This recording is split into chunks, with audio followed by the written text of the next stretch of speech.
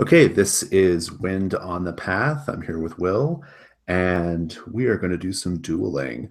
Will's samurai has already survived and won a duel, and I know some things about this person. I know that your samurai's name is Kai, and I know that what drives you is you try to protect the downtrodden from abuses. I have heard these rumors. Um, you don't know anything about me except what I look like. So what you see when we encounter each other is you see a woman with like very like milky white eyes, like almost like no pupils, right? Very like long dusty blue robes.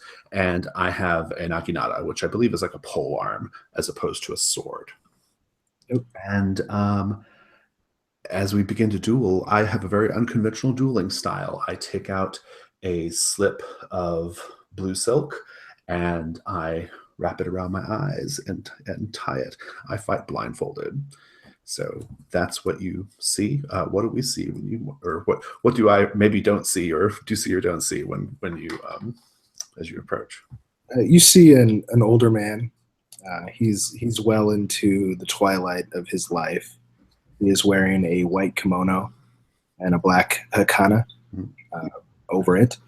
Both are quite dusty.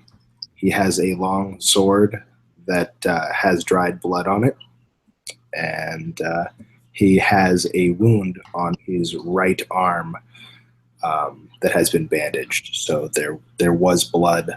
You can see that there are basically blood spots on his right arm.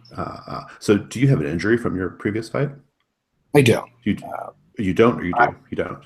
don't. It healed between the Oh, duels. got it. Oh, I see. Oh, I it's am healed not. up. I am not wounded. You're not wounded, but you show evidence of having been in a fight. Yeah. Good. Awesome. Okay, cool. All right. So the first thing we do is there is a move where we've had our meet. The lead duelist will make the all along the path move. The lead duelist, after I can't recall who is lead duelist. We roll for it. I think. Is that correct? You may choose a lead duelist by having both players roll. Oh, very good. All right, I will roll 2d6. See what I end up with. And I believe don't get your advantage on this one. You do not on this one, no. I rolled a 4. I got a 6. All right, so I will be lead duelist. I will make the all along the path move. I'll read the haiku.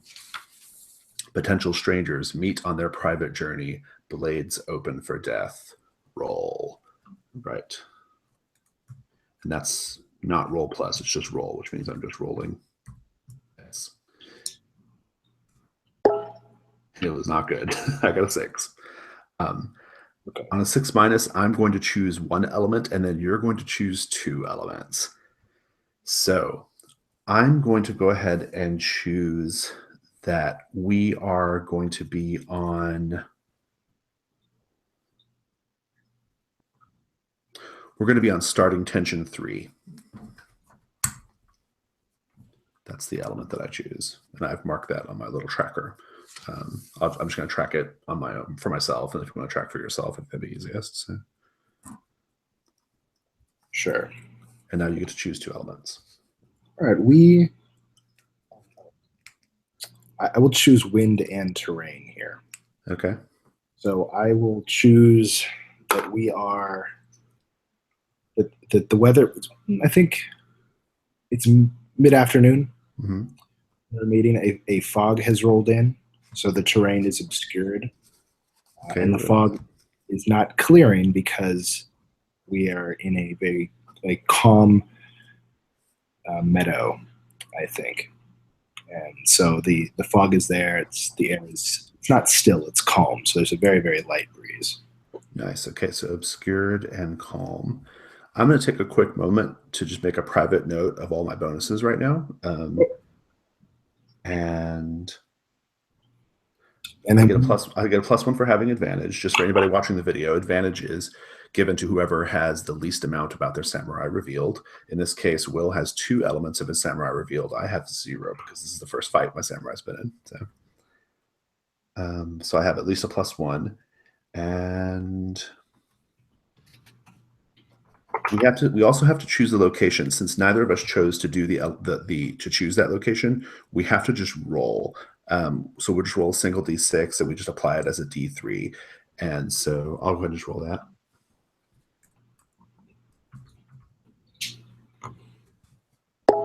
Got a 1. That means our location is going to be the shrine, and the shrine has 1 witness.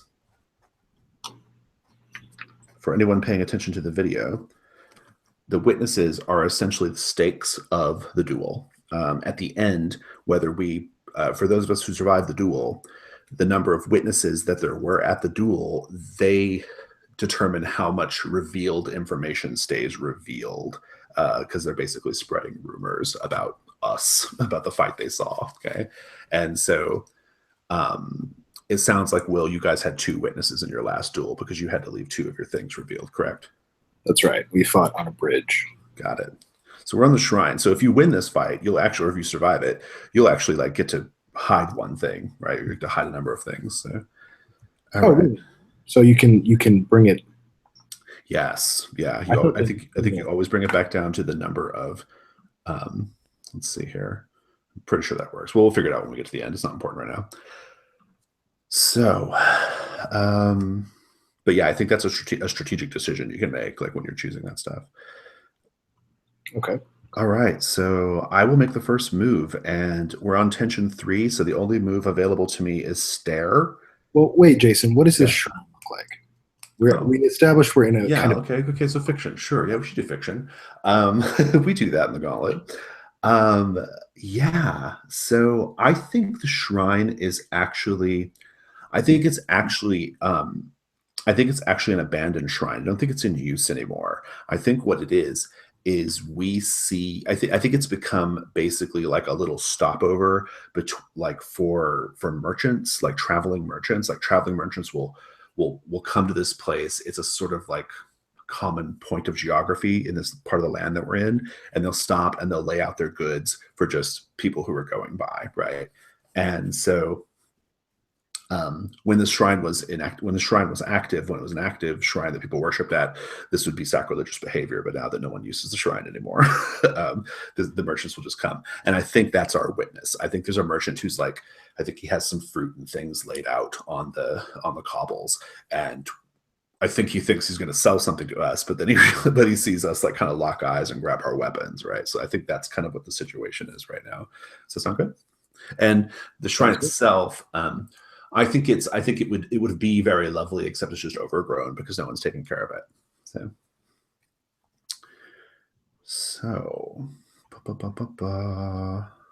yeah. So the first move, the only move I can choose is stare, and so I will roll stare. I will tell you that my bonus is currently at +3. Nice. So the haiku goes: eyes staring in depths of history unspoken, unsure of victory. Roll plus, which means you roll plus your bonus. Right.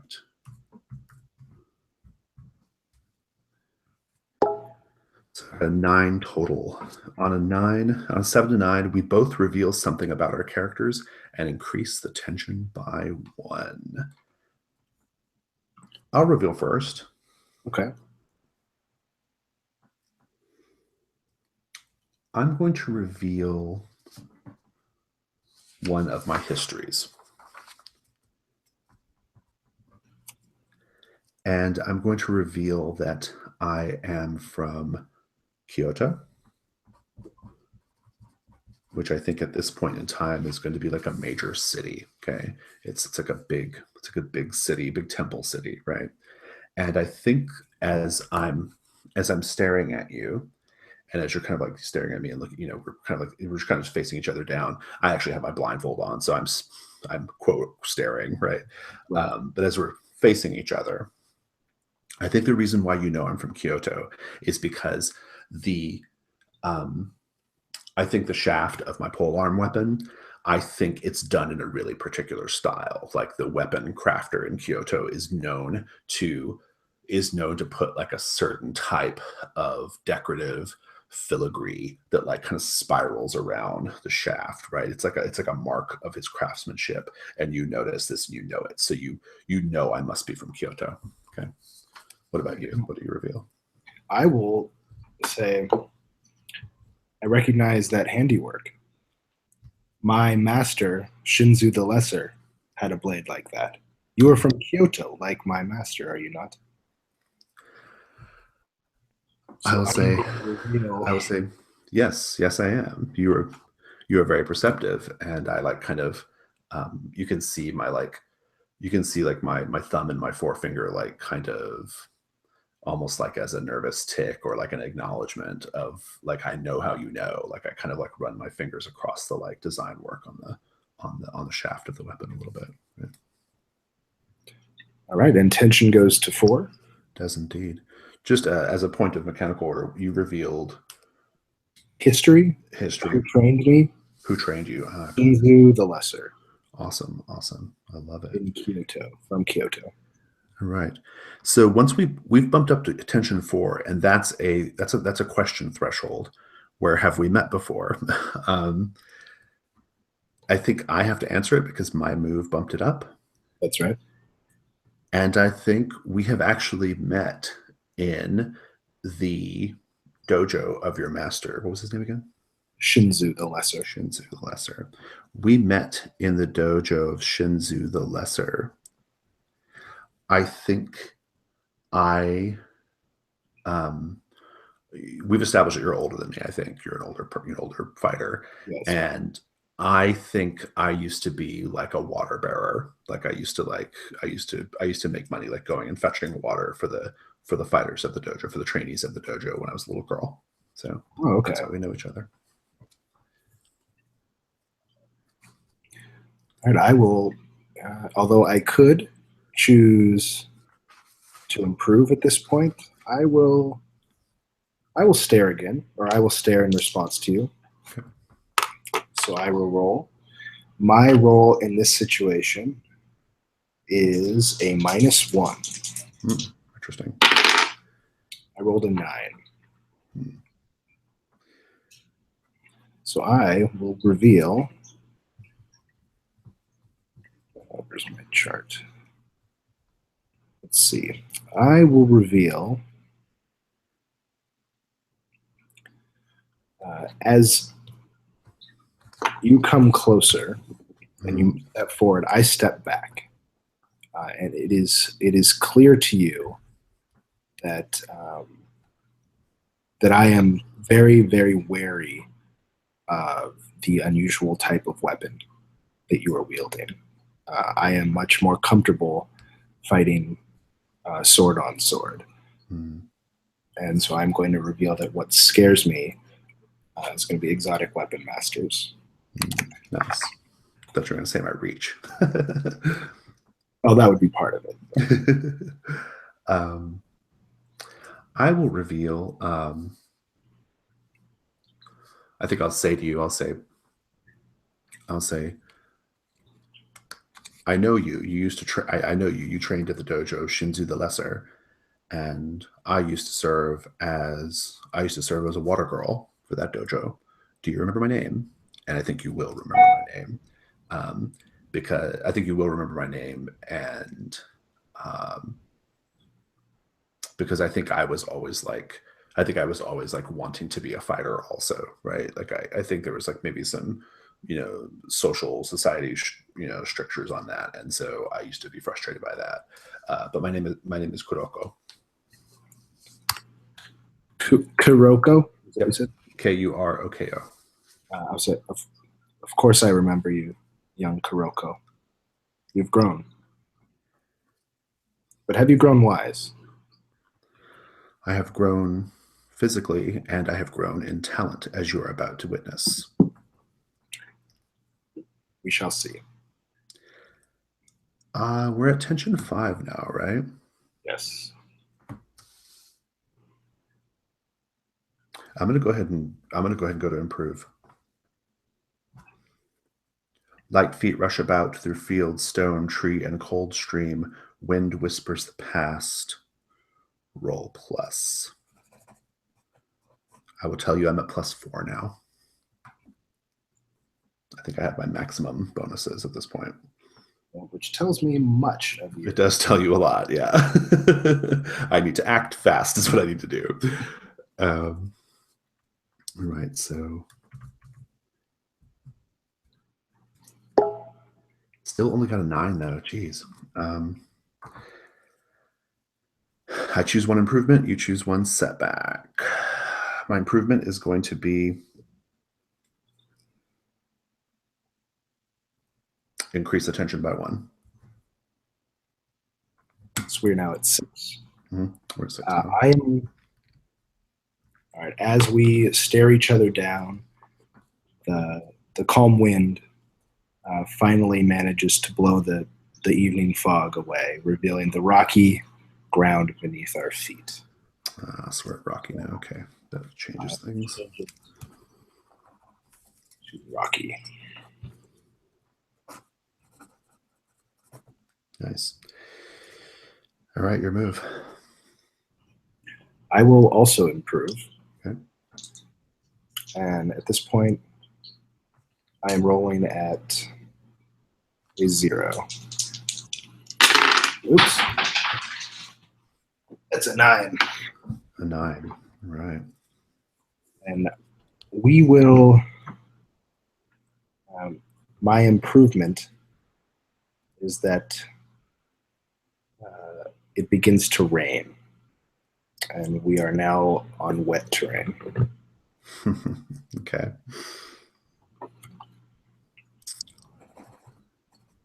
This is going south for me suddenly.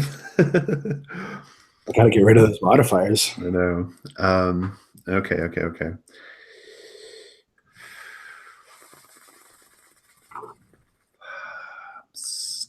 All right. I will choose as a setback. I can't choose the opposite thing, so I will choose.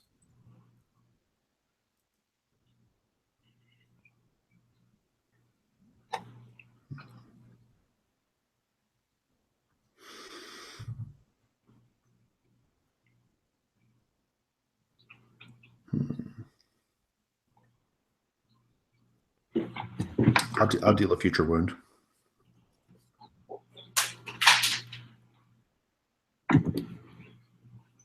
I'm sorry, Jason, I missed that. Would you say you were choosing? I'll deal a future wound. Okay. For anybody watching the video, future wounds are essentially they're wounds that if and well we will, but when we go to most likely when we go to strike, this is like added to the number of wounds that Will's character will take once we go to strike. It's also something of an abstraction of like my perceived advantage or skill right now, right? Like his character has a sense of like how badly this could go for him, right? So this is a point that confuses me still. Mm-hmm. Aren't you actually saying that you will take 1 extra wound? You are going to receive 1 future wound. So whenever we read the charts, you always read it like from the vantage of the person who rolled the move. And so if I choose the setback, we read it from your perspective. Your opponent deals 1 future wound, so I will give you a future wound. It's the same on that one. Like on that, I see. Okay, yeah. So I have 1 future wound. You have a future wound, right? And the improvement is also you have a future wound. The reason why it's that way, people think that's wrong, but it's not. We cleared it with the author. What it is because you get a bonus on future wounds as well, right? Like if you get certain future wounds, you get bonuses to strike and stuff. So you may choose to take a future wound as an advantage. All right. All right. Okay. I will make my move.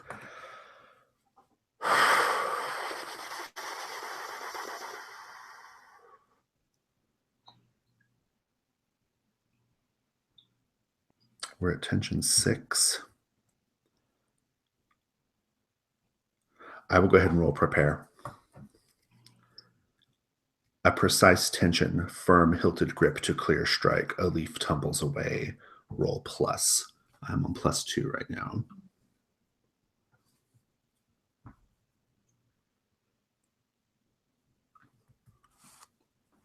Wait, what is our wind thing right now? It's a calm. It's at calm. And we're at tension 6. I'm at +3 because I still have advantage. Sorry, I'm at +3. I had that wrong before. I did lose. You did knock one of my modifiers down. Although, no, I'm at +2 because, never mind. It's 2. I'm sorry. Okay. Yeah, I'm still at 2. I'm trying to get that right without revealing things to you. At 10. Okay.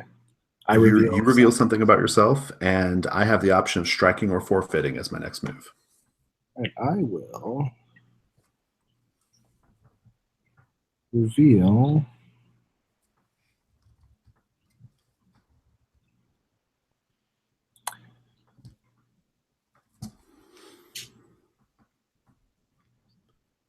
let's see. I will reveal that I am originally from Tokyo. Okay.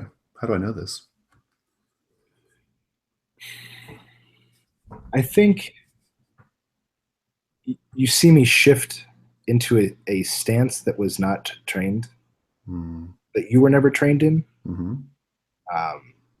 but that you recognize from other people you have fought that are from Tokyo. One of them from Tokyo. Got it. I think that works.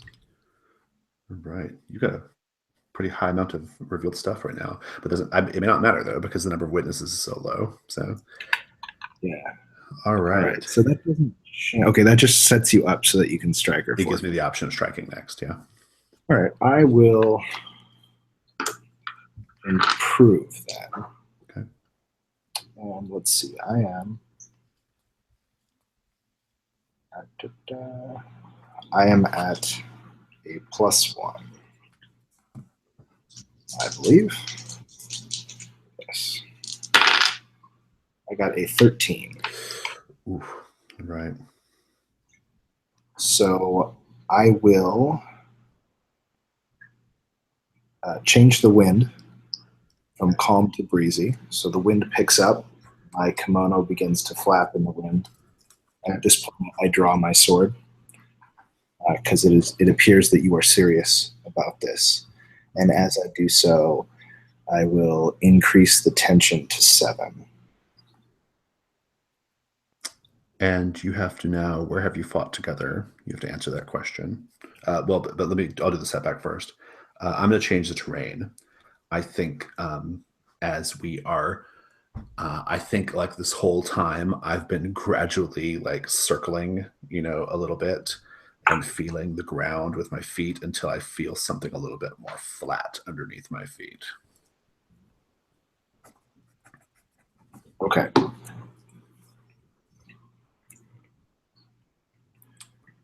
So what is our tension at now? 7?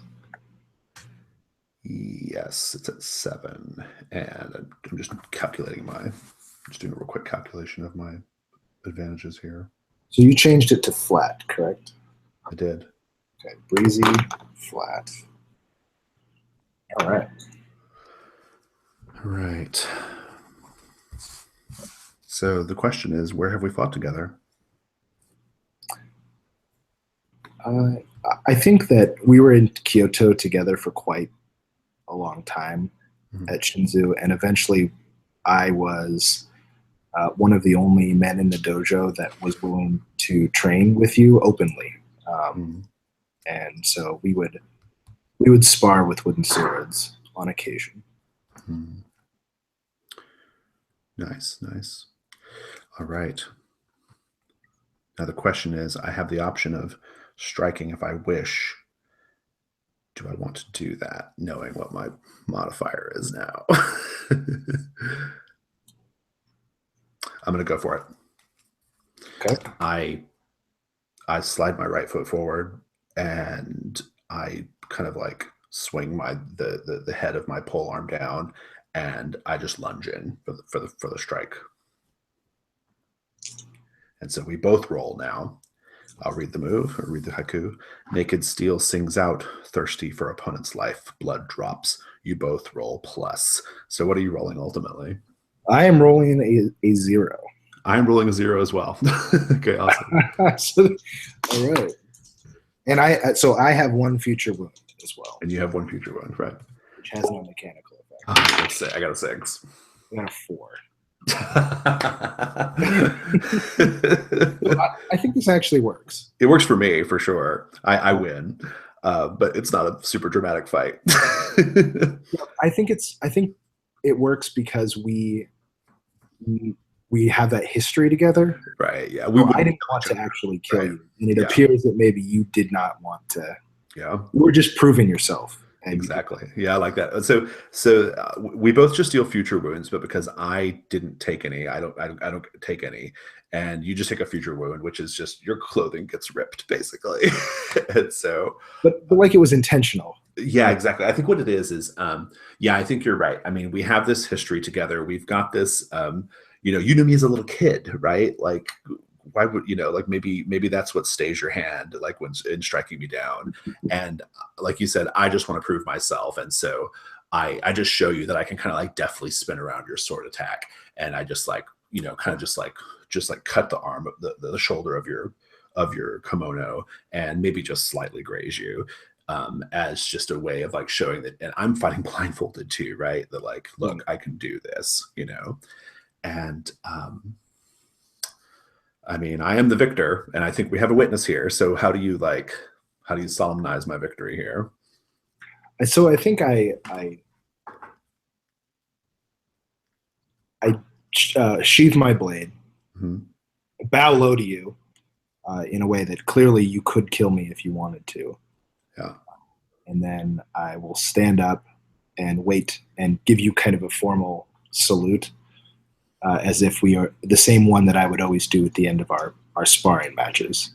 Nice. And see if you would do the same in return. I do the same in return, and I remove my blindfold, and I go over to the vendor and I buy a piece of fruit to celebrate my victory.